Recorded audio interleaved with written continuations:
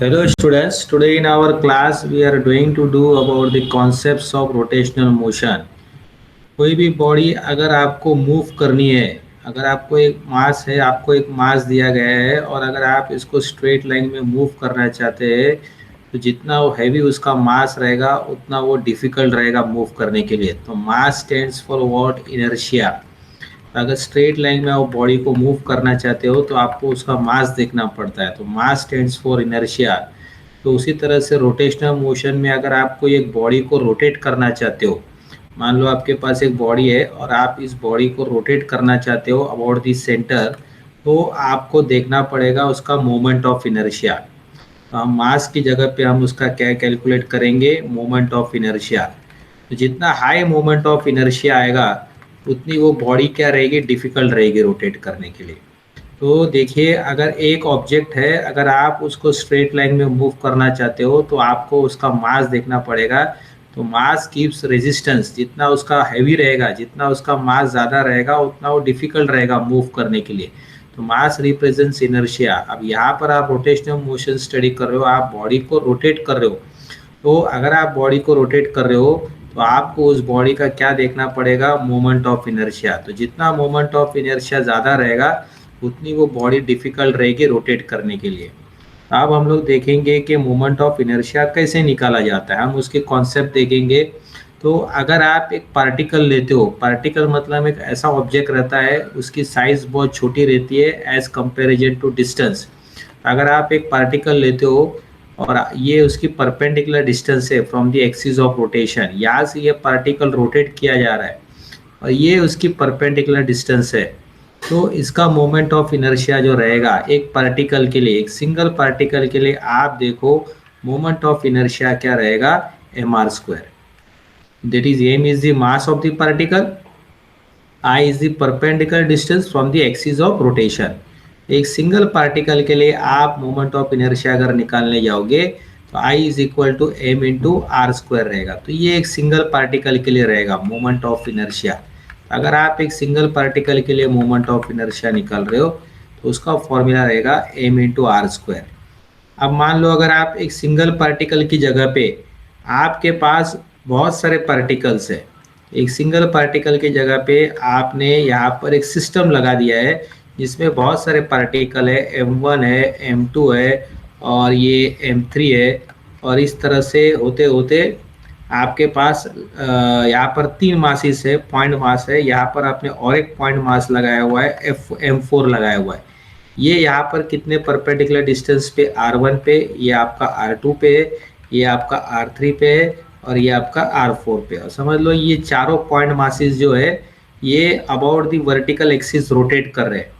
अगर ये पूरे सिस्टम को हमको रोटेट करना है तो हमको कितना डिफिकल्ट रहेगा, तो कितना ये डिफिकल्ट रहेगा ये फाइंड करने के लिए हम लोग इसका मोमेंट ऑफ इनर्शिया निकालेंगे। तो I इज देखो equal to I1 plus I2 plus I3 plus I4, क्योंकि हर पार्टिकल क्या करेगा? अपना मोमेंट ऑफ इनर्शिया ऐड करेगा और मोमेंट ऑफ इनर्शिया स्केलर है, इसके लिए हम उसका individually moment of inertia add करेंगे। m1 into r1² plus m2 into r2² plus m3 into r3² plus m4 into r²। तो आप देखेंगे अगर आप इन पार्टिकल्स का मोमेंट ऑफ इनर्शिया ऐड कर रहे हो तो आपको डायरेक्शन देने की ज़रूरत नहीं है, क्योंकि मोमेंट ऑफ इनर्शिया एक स्केलर है।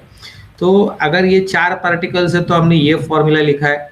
अगर n पार्टिकल्स रहेंगे तो हमको ऐड करते जाना पड़ेगा। अगर आपके पास n पार्टिकल्स है, बहुत सारे पार्टिकल्स है, तो हम लोग कैसे लिखेंगे? m1 into r1² plus m2 into r2² plus dash dash dash mn into rn², क्योंकि अगर हमारे पास बहुत सारा पार्टिकल्स है।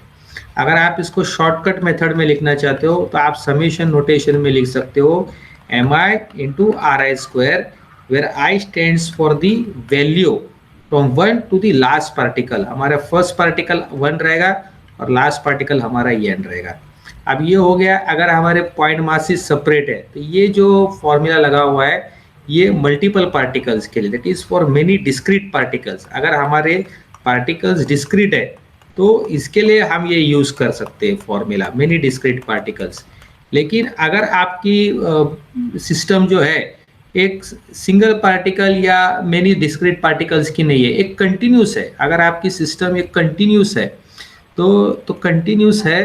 तो अगर आप एक रिंग देखते हो तो रिंग कैसी एक सिंगल बॉडी है, लेकिन ये कंटिन्यूस है क्योंकि बहुत सारे पार्टिकल से बना हुआ है और सभी पार्टिकल इसमें कंटिन्यूस है। तो आप क्या करोगे, समेशन की जगह पे आप देखो यहाँ पर आपने समेशन लगाया हुआ है m i into r i square, और ये किसके लिए लगाया हुआ है, डिस्क्रीट पार्टिकल्स के लिए। अगर मेनी पार्टिकल्स आ रहे हैं, डिस्क्रीट मेनी पार्टिकल्स मतलब बहुत सारे सिस्टम के अंदर बहुत सारे पार्टिकल्स है, लेकिन ये पार्टिकल सेपरेट है। लेकिन अगर आपकी ये पार्टिकल सेपरेट नहीं है तो यही फॉर्मूले को आप कैसे लिखोगे, समेशन की जगह पे आपको इंटीग्रेशन करना है, क्योंकि अब हमारे सिस्टम में क्या हो रहा है, ये बहुत सारा पार्टिकल्स है लेकिन ये कंटिन्यूस है। तो हम क्या करेंगे, मेंटली इस सिस्टम को डिवाइड करेंगे बहुत सारे ऐसे पार्टिकल्स में, और हम लोग अप्रोक्सीमेट करेंगे कि सब पार्टिकल का मास अप्रोक्सीमेटली कांस्टेंट है, दैट इज डीएम। हम मेंटली इस बॉडी को क्या कर रहे हैं, ऐसे स्मॉल स्मॉल पीसेस में डिवाइड कर रहे हैं, और हम एज्यूम कर रहे हैं कि हर पार्टिकल का मास क्या है, डीएम है।